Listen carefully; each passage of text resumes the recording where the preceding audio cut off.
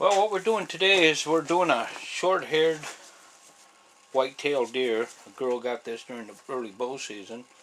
And one thing about these is I like doing them because you can get a lot of detail on them. What we're going to do, we do a real good job of getting this hide thin. What I'm going to show you is we're going to do the flesh out. I've run this over my fleshing wheel and got the heavy stuff. What we're doing is we're right around the lips now. I just take my knife. I got it pretty sharp. And you can see the hair follicles right here. You can see that? These little dark spots, you don't want to cut too deep around those. And just get it as thin as you can. Like I say, this lip has a little muscle around it, right at the hairline, between the hair, between the inside lip and the hairline. There's a muscle ridge that goes down along there. You want to make sure that you get that out of there.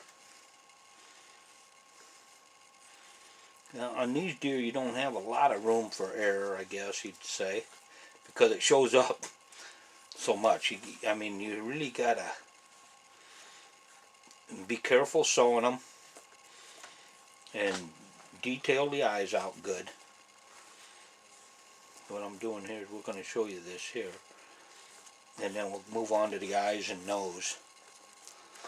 But anyway, I'm getting this pretty darn good.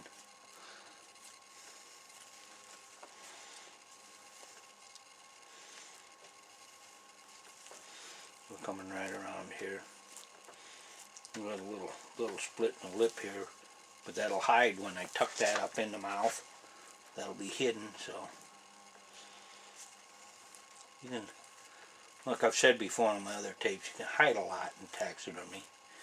You don't have to get real upset if you put a hole in something, but I'm gonna go on the bottom of on the chin area of a deer. You have to be kind of careful.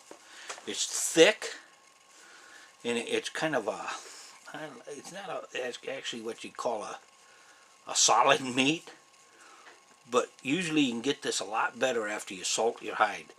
See, what I did with this is I salted it, tanned it, and then I went back and did the final fleshing on it. And I can get that pretty good. I can see all the little hair whiskers there in it, all those little white spots. I don't want to get it any further than that, because on a deer's chin there's a lot of whiskers, and I want those to stand out, especially on this mount here. This is a lady's second or third buck with a bow. I guess I wouldn't want her shooting at me. She's a pretty good hunter, I guess, which is nice. I like to see women and kids getting into this.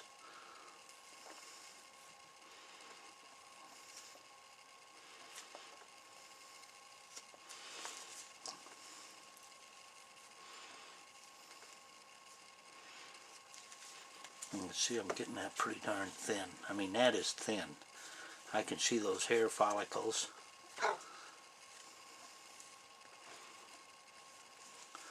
Some people use a scalpel. I don't. I use just a regular old cheapo knife that I got. But I'll tell you what, once I get the right edge on her, it's a cutting son of a gun. Plus I keep that knife pretty darn sharp. You can see I've got that pretty good right along there. I'm going to go over here and get just a little bit more, and come around this side here. I can feel it. You can feel that muscle ridge under your finger. I'm going to go right up this side now and do this other side.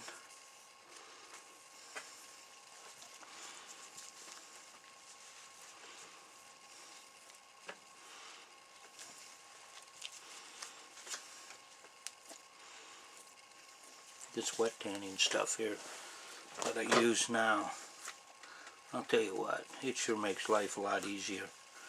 I went from pickling and all that and down to just salting and fleshing, and I can do my own in-house stuff, which is nice. I very seldom send stuff away to be tanned. The only thing I send away anymore is real heavy stuff like, well, greasy bears. If I'm going to do a full mount rug, a rug mount on a bear, I'll send that away because they can get it so much softer. But full mount bear, I go ahead and I'll tan those skins myself. And you can do a real good job with this new wet tan stuff.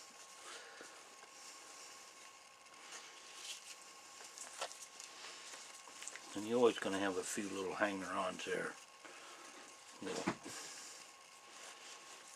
Little things that just kind of...